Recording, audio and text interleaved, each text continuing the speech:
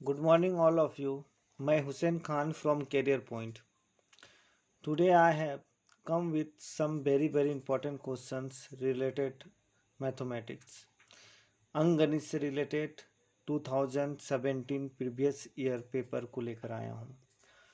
तो अगर आप मेरा चैनल सब्सक्राइब नहीं किए हैं तो प्लीज़ सब्सक्राइब कर लीजिए और अपने फ्रेंडों के साथ शेयर करिए जिससे वो लोग को भी बेनिफिट हो सके। तो बिना टाइम बर्बाद किए मैं स्टार्ट कर रहा हूँ। Question number 51। यदि 5.28 मल्टीप्लाई 0.8 इक्वल टू 4.224 हो तो 52.8 मल्टीप्लाई 0.8 का मान क्या होगा। तो देखिए यहाँ 5.28 मल्टीप्लाई 0.8 का वैल्यू दे दिया गया है। डिजिट्स सेम है, यहाँ भी देखिए डिजिट्स सेम है, ये भी डिजिट्स और ये डिजिट्स दोनों सेम है, बट क्या चीज़ का अंतर है, डेसिमल। यहाँ 2 डिजिट्स आफ्टर डेसिमल है, बिफोर डेसिमल है, और यहाँ 1 डिजिट्स बिफोर डेसिमल है। मतलब 2 अंक के बाद डेसिमल और 1 अंक के बाद दशमलव हो, मतलब टोटल 3 अंक के बाद दशमलव है। तो यहाँ 3 अंक के बाद दशमलव दिए गए। तो ये दोनों को जो मल्टीप्लाई करेंगे तो आंसर तो इतना ही आएगा, पर ओनली डेसिमल का पोजीशन तो चेंज हो जाएगा। तो देख ले रहे हैं कौन सा होगा। तो ये दोनों को जब मल्टीप्लाई करेंगे तो 4.224 ही होगा। तो डेसिमल कितना, एक अंक के माने डेसिमल है, एक अंक के पहले हैं, यहाँ भी एक अंक के पहले, तो टोटल कितना अंक के पहले हो गया, 2 अंक के पहले डेसिमल है। तो आंसर में भी सेम होगा, सेम यहाँ है 2 अंक के पहले। तो ऑप्शन नंबर ए करेक्ट होगा। अब देखिए लिखा हुआ है क्वेश्चन नंबर 52 में 800 का 6% कितना होगा। ये प्रतिशत से रिलेटेड क्वेश्चन है। तो देखिए इसको सॉल्व करके हम दिखा रहे हैं। 800 का 6%, 800 का 6%, तो हम लोग जानते हैं कि 800 मल्टीप्लाई 6/100, परसेंटेज मतलब 100 होता है। तो ये 2 जीरो से कैंसिल हो गया। तो 8 मल्टीप्लाई 6, 8 को 6 से गुना करेंगे तो 48 होगा। तो ऑप्शन नंबर देख ले रहे, बी करेक्ट है। अब क्वेश्चन नंबर 53 देख ले रहे। क्वेश्चन में लिखा गया है एक व्यक्ति ने एक स्कूटर 57,000 रुपया में खरीदा तथा उसने उस पर 3,000 रुपया मरम्मत कराने में खर्च किया। मतलब उसका परचेसिंग प्राइस जो होता है, जो कॉस्ट प्राइस जिसको बोलते हैं हम लोग, 47,000 रुपया, मैंने 47,000 है। और 3,000 वो क्या किया, मैंने मरम्मत मीन्स रिपेयरिंग में वो 3,000 एक्सपेंसेस किया है। तो हम लोग को आगे टोटल एक्सपेंसेस देखना पड़ेगा कितना टोटल खर्च किया है। तो टोटल खर्च के लिए हम लोग यहाँ लिखेंगे 47,000 यहाँ हो गया, प्लस 3,000 प्लस 3,000, दोनों को ऐड करेंगे तो ये हो जाएगा 50,000। वो 50,000 टोटल एक्सपेंसेस किया है। अब 50,000 एक्सपेंसेस करने के बाद वो स्कूटर को 52,000 में बेच दिया।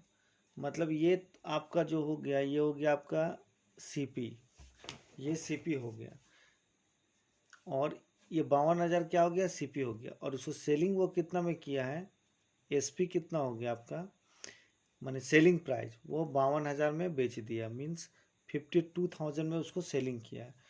तो सीपी मेरा कितना है 50,000, एसपी कितना है 52,000। तो प्रॉफिट हम लोग को देखना होगा, प्रॉफिट कितना हो रहा है। प्रॉफिट इक्वल टू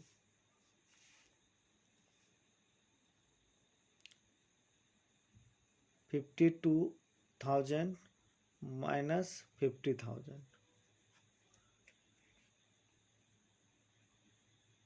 2,000 प्रॉफिट हो रहा, ये प्रॉफिट हो रहा। तो यहाँ क्या पूछ रहा, तो कितना प्रतिशत, देखिए यहाँ लिखा हुआ है कि प्रतिशत लाभ या हानि कितना होगा। तो प्रतिशत लाभ बराबर मीन्स प्रतिशत लाभ बराबर, जो प्रतिशत लाभ होता है उसके बराबर क्या होता है, ये फॉर्मूला है, लाभ बटा सीपी इंटू 100। ये सीपी मतलब होता है कॉस्ट प्राइस, तो लाभ कितना है 200 और सीपी कितना है 50,000। सीपी कितना 50,000 और 100 ये परसेंटेज के लिए, तो 30 से ये 30 कैंसिल हो गया, 52 जा 100 माने 50 दूना 100, 2 दूना 4, तो 4% उसको प्रॉफिट हुआ। ऑप्शन में देख ले रहे हैं 53 का सी नंबर करेक्ट है। अब 54 नंबर क्वेश्चन दिया हुआ है, कितने वर्ष में कोई राशि 10% वार्षिक साधारण ब्याज की दर से दुगनी हो जाएगी। तो कितने वर्ष में कोई राशि 10% साधारण ब्याज की दर से दुगनी हो जाएगी। देखिए इसमें ना मूलधन दिया गया है ना आपका यहाँ पर ये आपका ब्याज बताया गया है, पर यहाँ पर ये बोला गया है, यहाँ पर ही माने ना मूलधन दिया गया है और बोला गया है कि ब्याज मूलधन का दुगना हो जाएगा। तो इस तरह का सम सिंपल इंटरेस्ट से रिलेटेड है। आने वाले समय में हम हर एक चैप्टर का अलग अलग वीडियो लेकर आएंगे। सिंपल इंटरेस्ट अलग डील करेंगे, प्रॉफिट एंड लॉस अलग, हर चैप्टर का अलग अलग होगा। तो देखिए यहाँ पर ये बनाने का बहुत सारा मेथड है, पर आपको बेस्ट मेथड में बता रहा हूँ। जैसे यहाँ 54 नंबर क्वेश्चन है, 54 नंबर क्वेश्चन में दिया गया है कोई कितने वर्ष में कोई राशि, तो P मीन्स होता है प्रिंसिपल, माने P मीन्स होता है प्रिंसिपल मीन्स मूलधन, तो इसको 100 मान ले रहे। तो वो बोल रहा कि कोई धनराशि 10%, रेट तो आपको दे दिया है 10%, और टाइम पूछा है, टाइम कितने टाइम में ये दुगनी हो जाएगा। दुगनी हो जाएगा मतलब क्या बोल रहा है कि अगर प्रिंसिपल 100 रुपीज़ है तो अमाउंट हो जाएगा आपका, अमाउंट मतलब होता है मिश्र धन हो जाएगा 200, मतलब ही दुगना हो गया। तो देखिए जब प्रिंसिपल 100 है मतलब मूलधन 100 है और अमाउंट 200 हो जा रहा है, तो इंटरेस्ट यहाँ से आपको मालूम चल जाएगा कि इंटरेस्ट क्या होगा। इंटरेस्ट इक्वल टू हम लोग जानते हैं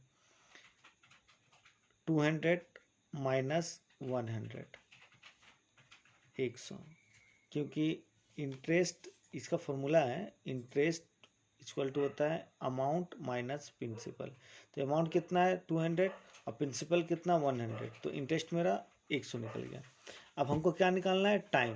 देखिए यहाँ प्रिंसिपल मालूम चल गया, इंटरेस्ट मालूम चल गया, रेट मालूम चल गया, तो टाइम कैलकुलेट आराम से हो जाएगा। तो टाइम निकालने के लिए फॉर्मूला होता है 100 इंटू आई आपका P इंटू आर। तो 100 कितना है, 100 आई कितना है, इंटरेस्ट कितना निकला वो भी 100 है, और आपका P कितना है वो भी 100 है, और R कितना है आपका 10% है। ये 100 से 100 कैंसिल हो गया, ये 10 से ये 10 कैंसिल हो गया, मीन्स आपका आंसर आया 10 ईयर्स। टाइम पूछा है इसीलिए 10 ईयर्स आंसर होगा।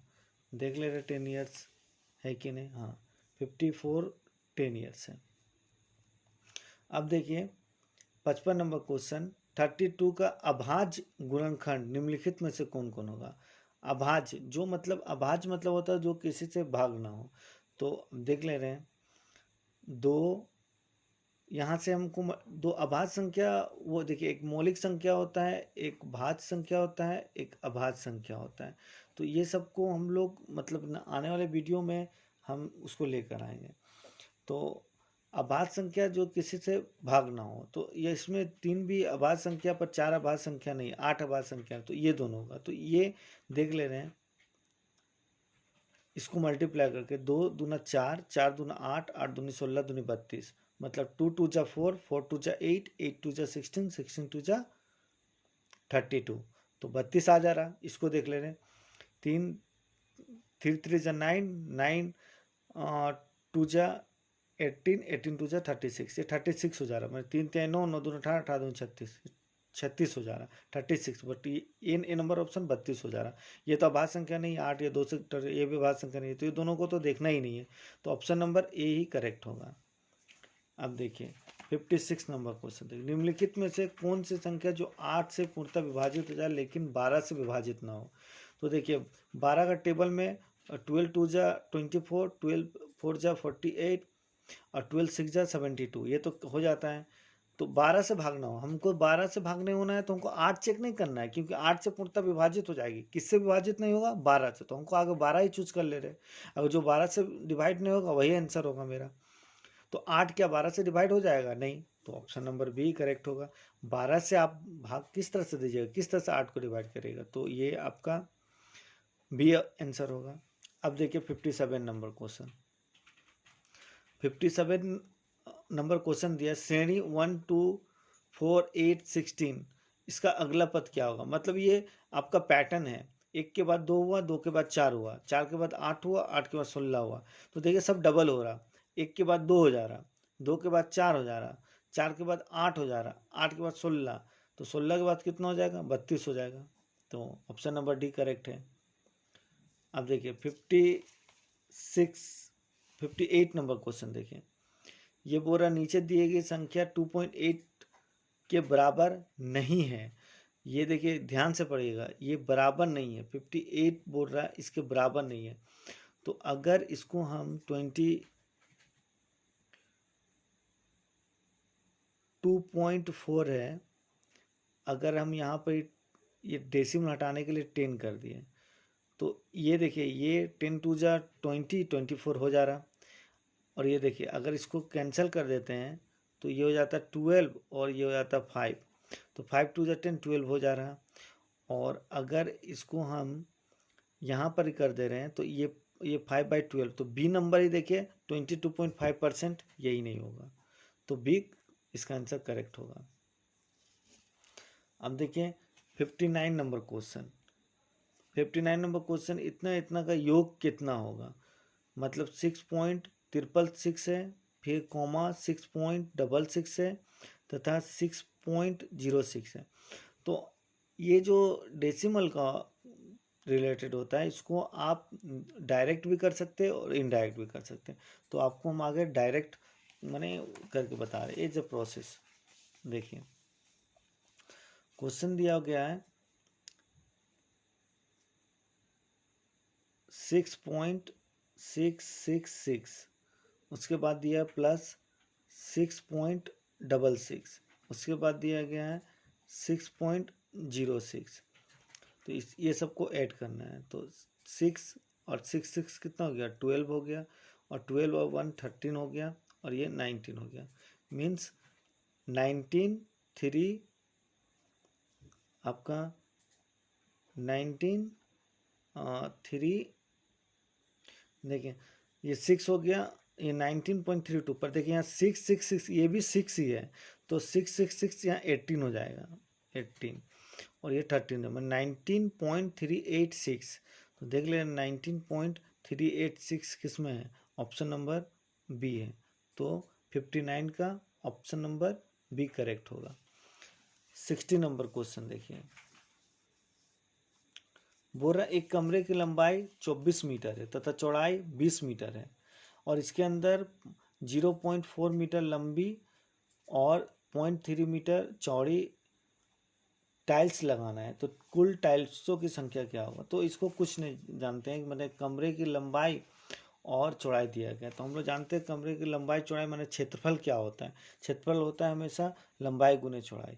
तो 24, ये एक आयत है, वर्ग नहीं है, इसीलिए लंबाई गुने चौड़ाई बटा टाइल्स कितना मीटर दिया गया है?